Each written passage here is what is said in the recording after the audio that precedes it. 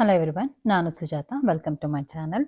ಇವತ್ತು ನಾನು ನಿಮ್ಮ ಜೊತೆ ಒಂದು ಅವರೆಕಾಳು ಉಸ್ಲಿ ರೆಸಿಪಿನ ಶೇರ್ ಮಾಡ್ಕೊತೀನಿ. ಸೊ ಅವರೆಕಾಳು ಸೀಸನ್ ಅಂದರೆ ಆಲ್ಮೋಸ್ಟ್ ಎಲ್ಲ ಐಟಮ್ಸು ಅವರೆಕಾಳಿಂದನೇ ಕೂಡಿರುತ್ತೆ.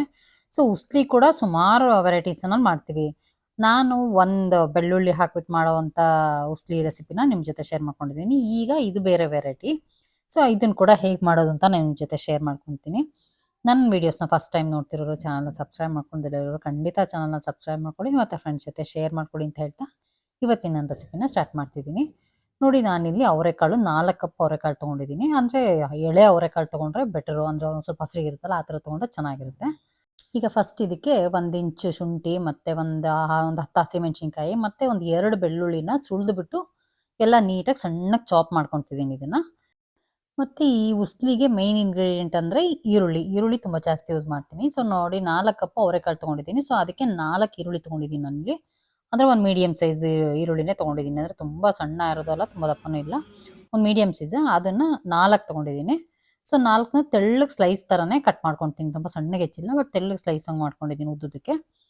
ಈಗ ಒಂದು ಕುಕ್ಕರಲ್ಲಿ ಒಂದು 2 ಟೇಬಲ್ ಸ್ಪೂನಷ್ಟು ಎಣ್ಣೆ ಹಾಕಿಬಿಟ್ಟು ಒಂದು ಅರ್ಧ ಸ್ಪೂನಷ್ಟು ಸಾಸಿವೆ ಹಾಕಿದ್ದೀನಿ. ಸಾಸಿವೆ ಸಿಡಿದ್ಮೇಲೆ ಒಂದು ಅರ್ಧ ಸ್ಪೂನಷ್ಟು ಜೀರಿಗೆ ಕೂಡ ಆ್ಯಡ್ ಮಾಡಿದ್ದೀನಿ. ಜೀರಿಗೆ ಮತ್ತು ಕರಿಬೇವು ಎಲ್ಲ ಹಾಕಾದ್ಮೇಲೆ ಹಸಿಮೆಣ್ಸಿನ್ಕಾಯಿ, ಬೆಳ್ಳುಳ್ಳಿ ಎಲ್ಲ ಚಾಪ್ ಮಾಡಿ ಇಟ್ಟಿದ್ನಲ್ಲ ಆ ಮಿಕ್ಸ್ಚರ್ನ ಹಾಕಿಬಿಟ್ಟು ಒಂದು 2 ಮಿನಿಟ್ಸ್ ಮಿಕ್ಸ್ ಮಾಡಿದೆ ಅಷ್ಟೇ. ಅದಾದಮೇಲೆ ಹೆಚ್ಚಿಟ್ಟಿದ್ನಲ್ಲ ಈರುಳ್ಳಿ, ಅದನ್ನು ಹಾಕ್ಕೊತಿದ್ದೀನಿ. ನೋಡಿ, ಈರುಳ್ಳಿ ಹಾಕಿ ಜಸ್ಟ್ ಮಿಕ್ಸ್ ಮಾಡ್ತಿದ್ದೀನಿ ಅಷ್ಟೇ.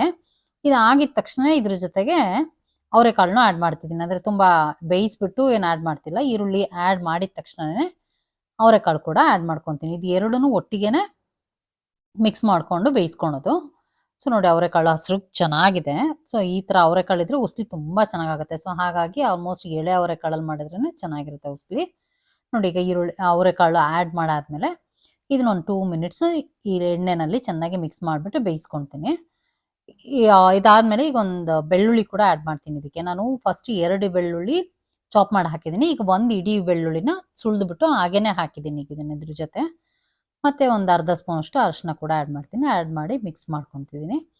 ಮಿಕ್ಸ್ ಮಾಡಿ ಒಂದು ನಿಮಿಷ ಜಸ್ಟ್ ಇದನ್ನು ಬೇಯಿಸ್ಕೊಂಡು ಅದರ ಎಣ್ಣೆನಲ್ಲೇ ಚೆನ್ನಾಗಿ ಮಾಗಿಸ್ಬೇಕು. ಮಾಗಿಸಾದ್ಮೇಲೆ ಇದಕ್ಕೆ ನೀರು ಆ್ಯಡ್ ಮಾಡ್ಕೊಳ್ಳೋಣ.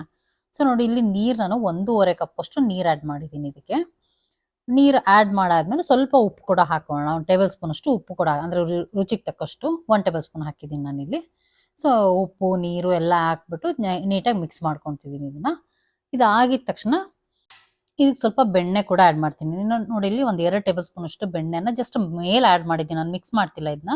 ಜಸ್ಟ್ ಮೇಲೆ ಆ್ಯಡ್ ಮಾಡಿಬಿಟ್ಟು ಲಿಡ್ನ ಕ್ಲೋಸ್ ಮಾಡಿಬಿಟ್ಟು ಇದನ್ನು ಒಂದು 3ರಿಂದ 4 ವಿಷಲ್ ಬರೋವರೆಗೂ ಕೂಗಿಸ್ಕೊಳ್ಳೋಣ. ಅಂದರೆ ಚೆನ್ನಾಗಿ ಬೆಂದ್ರೇ ಚೆನ್ನಾಗಿರುತ್ತೆ. ಹಾಗಾಗಿ ಒಂದು 4 ವಿಷಲ್ಲೇ ಕೂಗಿಸ್ಕೊಂಡಿದ್ದೀನಿ.